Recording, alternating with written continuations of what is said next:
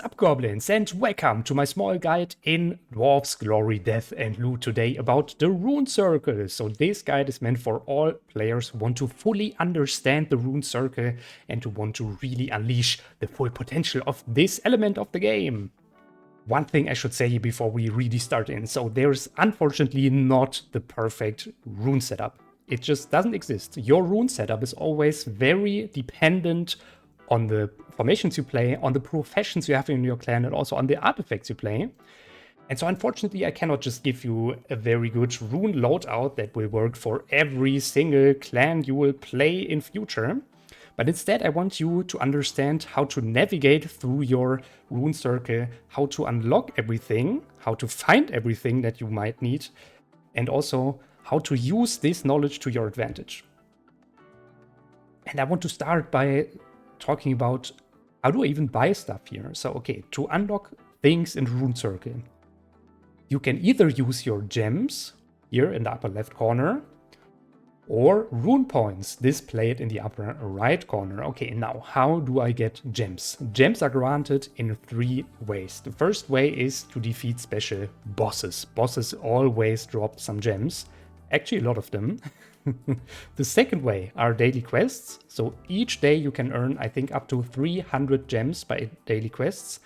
And the last way to get more gems is by defeating special waves through your runs. So you always have some special waves every 10 or 5 waves during your run, which will also grant you at least some gems.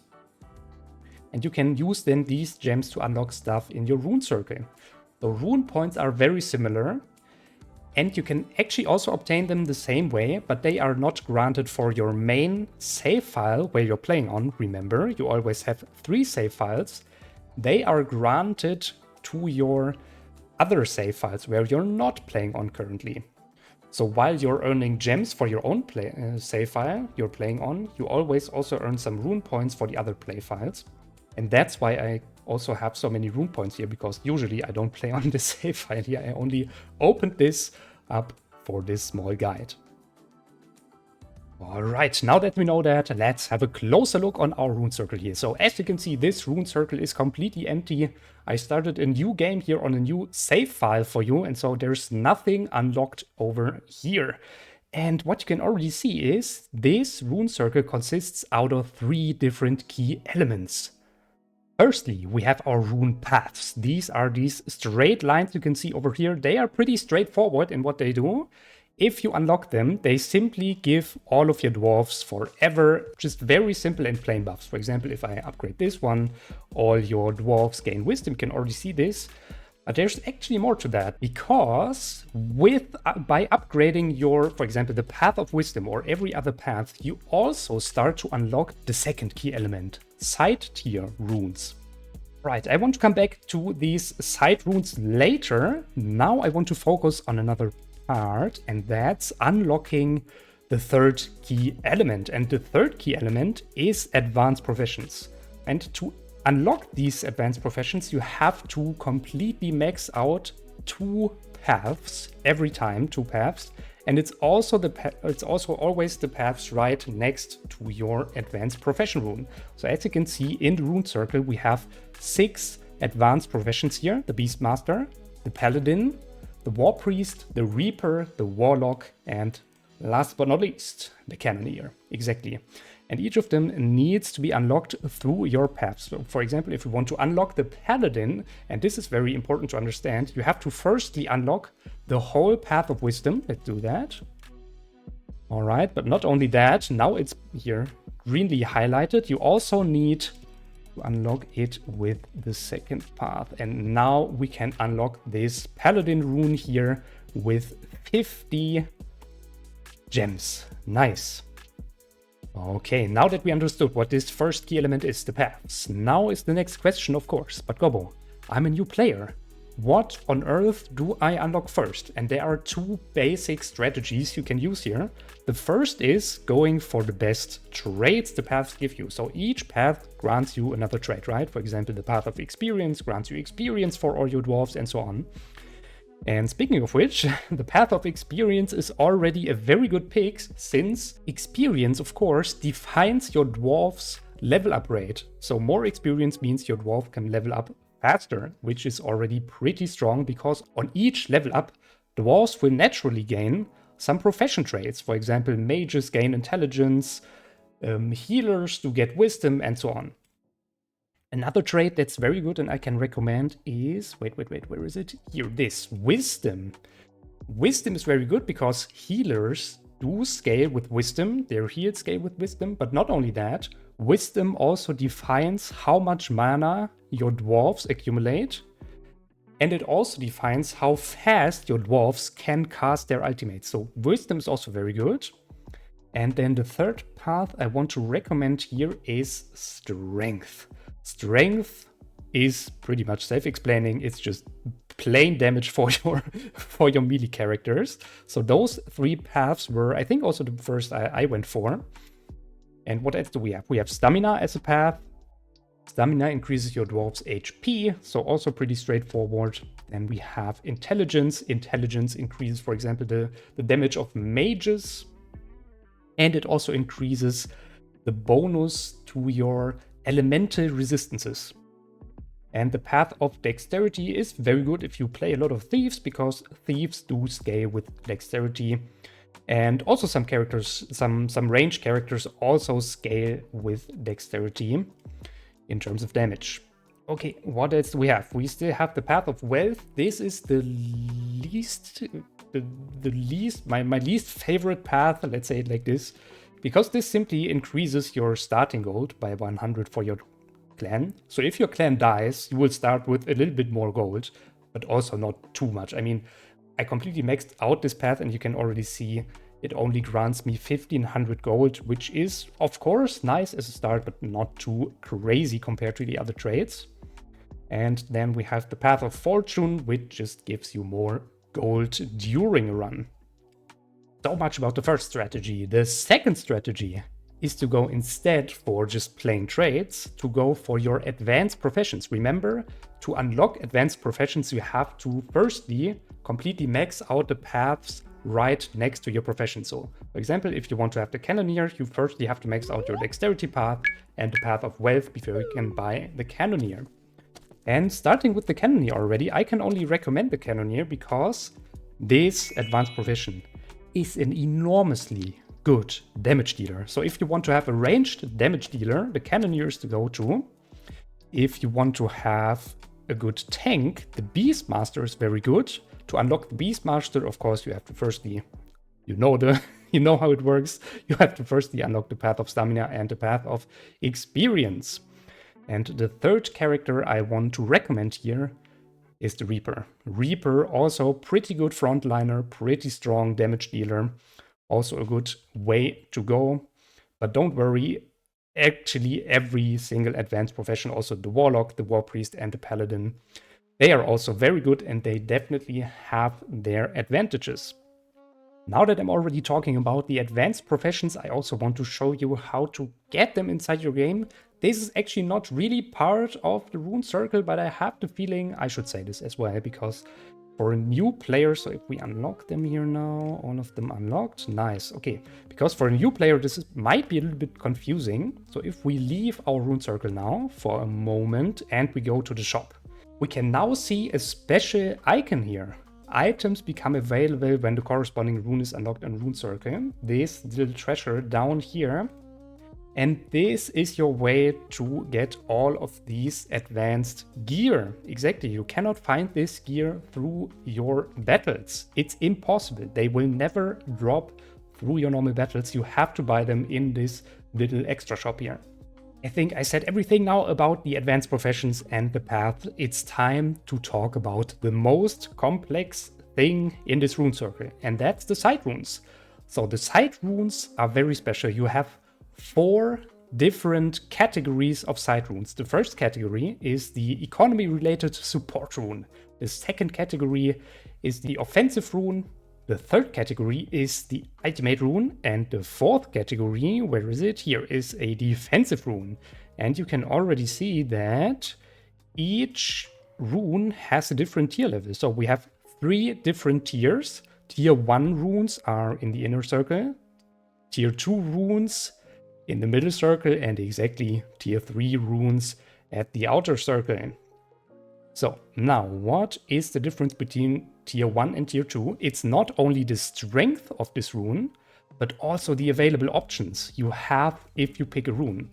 So for example, if we go into our tier 1 offensive rune here, we can see different kinds of runes. I will talk about this in a bit, but if we go to our tier 3 rune, we can already see we have a lot more options here.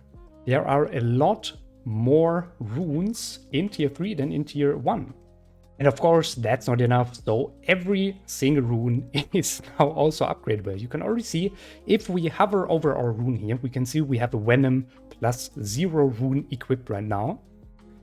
And we can even enhance this further by upgrading this, clicking on our plus. So now we have a Venom +4, and we can already see that our effect is now doubled. Instead of 1% per stack of poison, we get 2% of stack per poison damage.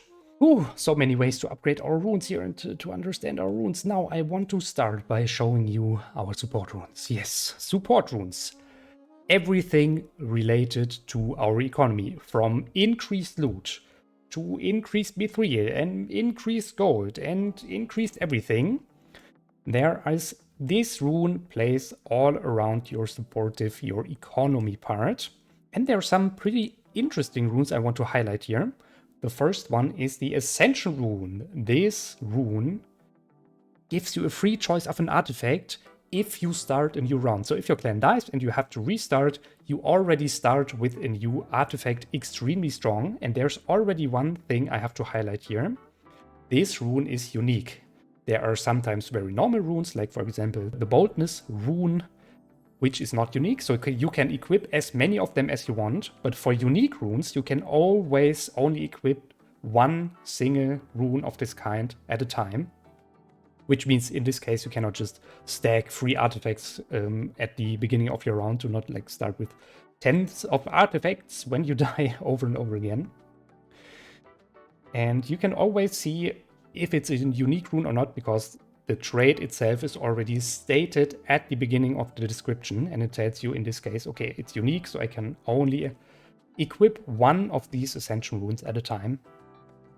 The second rune I want to highlight here is another unique rune, the Inheritance rune. And with this rune, you can store one item with at least good quality in your storage for the next clan. Also extremely strong if you have a very, very strong item, very strong artifact you can only get further down the road, or you want to have for your clan from the start. This is always very, very nice. One more thing I want to highlight here is the Reputation rune, because the Reputation rune increases the base chance to encounter a veteran dwarf. And veteran dwarves are enormously strong, way stronger than normal dwarves. So this is also a good way to go. Next rune class I want to talk about are the offensive runes. Yes, offensive runes, as you can already imagine, everything around damage.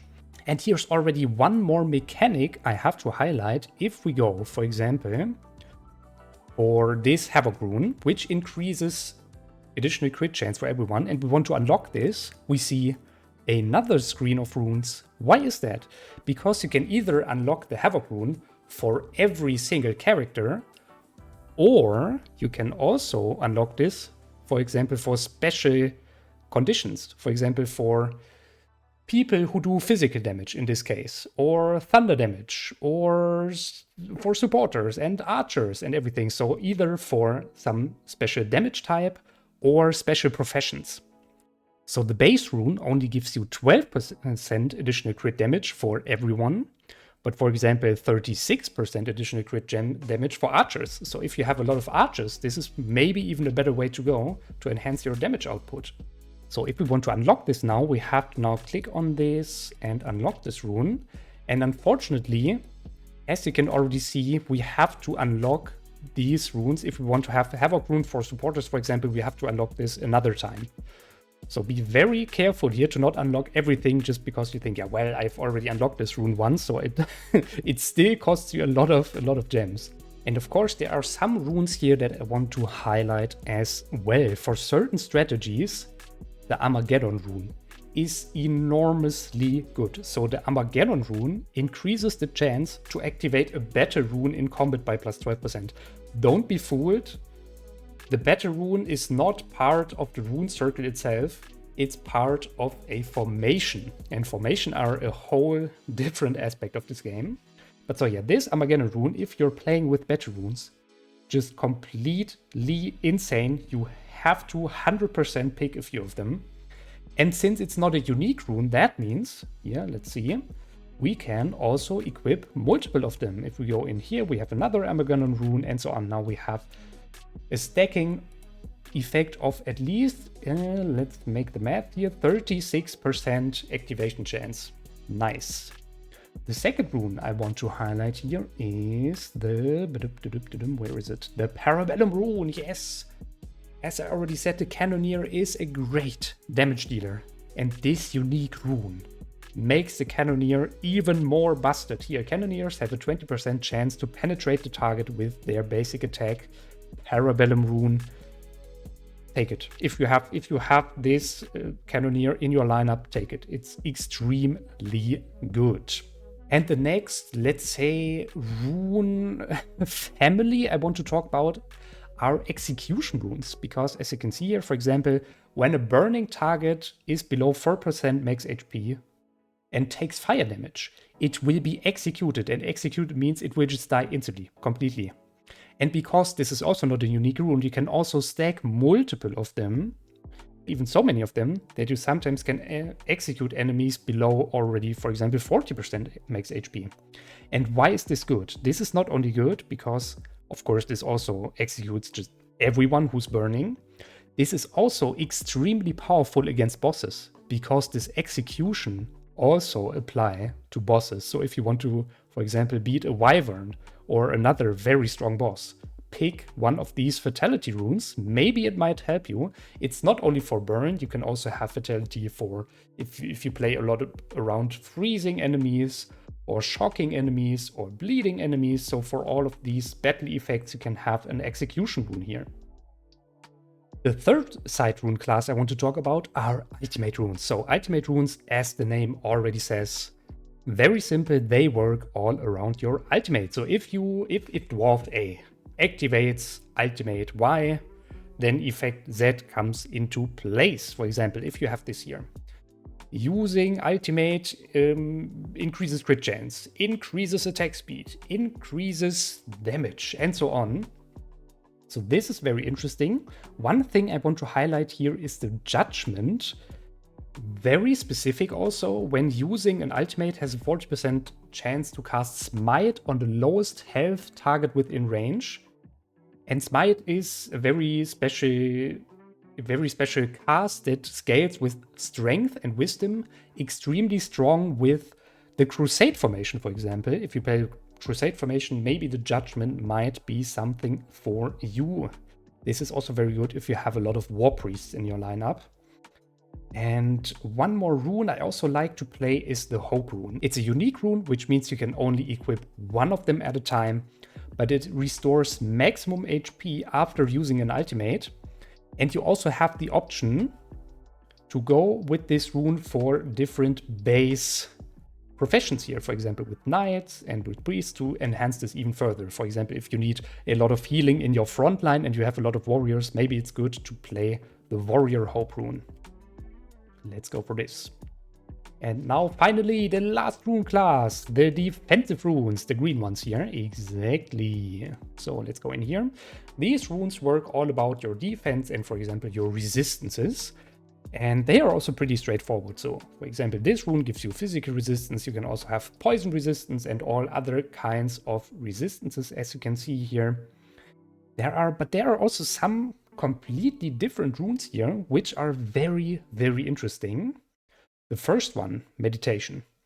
Increased mana regeneration, extremely good. Yeah, also in different professions here, as you can see here.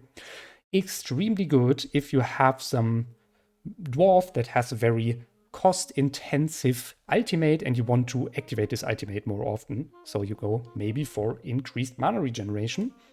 Very strong. One more rune I want to highlight here. is the Vampiric Rune. It's a little bit special, so if you play all around bleeding a lot, this is also a very, very solid rune, giving you lifesteal and thus increasing your HP regeneration even further. This also comes in a lot of varieties here. You can already see it's either working with professions or with very certain damage types, for example, physical damage, thunder damage, and so on. You know how it goes. Okay, before I want to end my recording here, I want to say some things. The first thing is, please remember that only because, for example, in your tier 3 rune, you have this Frostfire rune available, doesn't necessarily mean that you have the same rune in a tier 1 or tier 2 rune. Keep that in mind always if you want to go for special side runes, that your effects might vary between your tiers. The second thing I want to say is, if you want to have a very good overview over all your effects, click on this paper here on the right corner, giving you a good overview about all stats that are right now applied to your dwarves through this rune circle. And if you are very confident with your rune loadout, you can even save your rune loadout by clicking on these wheels here, save. You can also export or import rune circles, very good if you want to share them. And you can as well, of course, load your own rune circles, your own loadouts.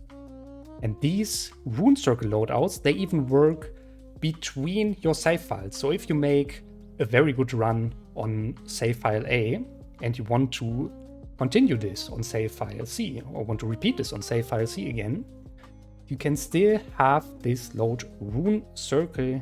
Don't worry, it is getting saved for all of your save files at once. Okay, that's all I wanted to say about the rune circle. Let me know if this little guide was helpful to you, and of course, if you have any further questions here. And I definitely see you in my next video. Bye bye.